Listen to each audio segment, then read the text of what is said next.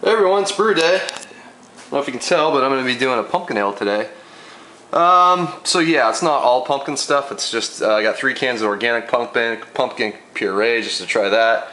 But I had a friend that did a quote pumpkin ale with butternut squash last year that tasted more pumpkin-y than. So I got a couple cans of that, and I got a couple cans of the sweet potatoes as well down there. So just, you know, all that kind of gourdy sort of kind of character that I'm going to try out in this beer. And got a pound of lactose that's going to go in. Hopefully that'll give it some nice creaminess, kind of act as the whipped cream in the pumpkin pie form. So I also picked up some whole spices. There's some cinnamon sticks, some allspice, whole allspice, whole nutmeg, and whole clove. So the spices are actually going to go in the keg. I won't use any today at Brewday. I don't really want to boil or even steep these spices warm. I think they'll be more aromatic if I crush them up and just put them in the keg. So we're going to try that route. I've had beers that have been done that way, and to me they have the best spice character. So we'll see how today goes. I bought a ton of rice hulls, so hopefully I won't get a stuck sparge, but we'll see. Alright guys, so I'm not going to be able to film my mashing because it's going to be a complete disaster, I have a feeling. Anyway, yeast starter. Got the White Labs 13 London Ale yeast starter on the stir plate. 1.5 liter starter. I'm cleaning my kettle right now, so recirculating the PBW soaked water through the pump and false bottom with the immersion chiller in there. And then color adjustment. Here's the setup of all this nonsense. So here's the, sorry for the shadows, pumpkin, sweet potatoes, and butternut squash. Hot liquor, rice hulls, all my grain, and I've already preheated my mash tun with a bunch of rice hulls in here already. I want a nice thick base. Try to get that to kind of like be cement towards the bottom and stay in there, and hopefully this thing will lauter. If it doesn't lauter, well, then I just wasted a bunch of money on this, because this is turning into be a pretty expensive batch of beer, probably upwards of $60, just because of all that pumpkin I bought plus the spices. So hopefully this works. We shall see. Wish me luck. Cheers. All right, here we go. Time to sparge. So I'm running off right now so I can get down to the grain bed.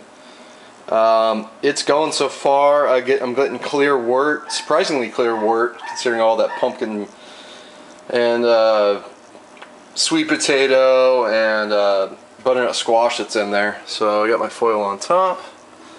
I just use that to pour the water on top, which I have heating up on the stove. So it's sort of a manual fly sparge. Instead of doing a 3-tier, I just do a 2-tier, and I'll just take a scoop out of that, pour it in there as I go. I get pretty good efficiency this way. So far, no stuck sparge.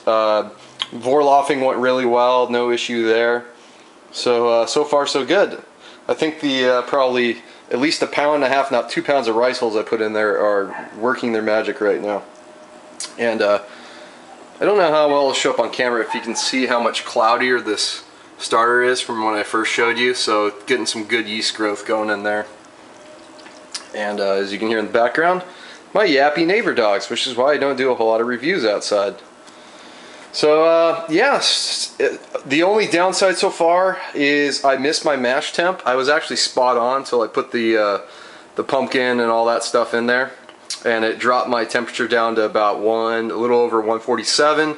So I boiled up some water, put that in, bumped up 149, and then put some more in. Pretty much maxed out my mash tun to get close to 151. I wanted to be somewhere around 153. So hopefully that pound of lactose will kind of help give it more body and sweetness that maybe I wanted. I don't know, maybe it's a good thing I went lower on the mash temp. Not sure. We'll see how it turns out. But yeah, just an update. So far so good. I'm not stuck. At least I hope not. Let's see if there's yep, still liquid coming out. So yeah, that's the update. I'll try to get a pre-boil gravity going next, see where I'm at. Do about a 75-minute boil. Alright, so collecting my wort. I definitely missed my pre-boil gravity because I ended up getting stuck. So You see down to my mash tun, there's that stainless steel arm going across. I think that got clogged up with pumpkin or something, because the valve's open right now and there's nothing coming out. So I think what happened was this arm got loose from the mash tun and something got up in there and clogged up. Anyway, I'm going to have to rip that whole thing apart and clean it up. So what I ended up doing was, to save everything, is transferred all the grain over into my brew in the bag, which is always good to have backup, and then put it into my old mash tun, and I was able to get liquid off that. Just didn't get a really good sparge at all. I was thinking about maybe doing a batch sparge, but I don't know, I had enough liquid, so yeah, kind of a bummer. Next time I think I'm going to use chopped up pumpkin, like actual, or squash or something that doesn't become too paste-like, because I think that got underneath the false bottom and into the tube and just became cement. So anyway, lesson learned this time. I had a feeling this wouldn't be the smoothest brew day, so it's not a big deal. So probably haven't shown my cacti in a while, but anyway, they're a lot bigger than probably last time you guys saw them. Hops are all picked, so pretty much ready come up to a boil. Of course, I ran out of propane. I always have a backup tank, but I knew that one was close. So yeah, it has not been the easiest brew day. Didn't expect it, but as always, as Charlie Papazian says, relax, don't worry, have a homebrew as we come up to a boil. Okay, cheers. Guys, so towards the end of the boil, I already added in yeast nutrient, Whirlfloc, added in the lactose. So I got a handful here to last my Cascade hops, homegrown Cascade hops. I'm gonna add on the end of the boil. It's not even a quarter ounce, so just kind of use them, give them an extra little touch at the end. So I'm gonna go throw that in. All right, boil's done, cooling down now. I'm whirlpooling, as you can hopefully see there. My pump's whirlpooling that sucker around. I got my tubing in there. Okay, so I'm cleaning out my mash tun here.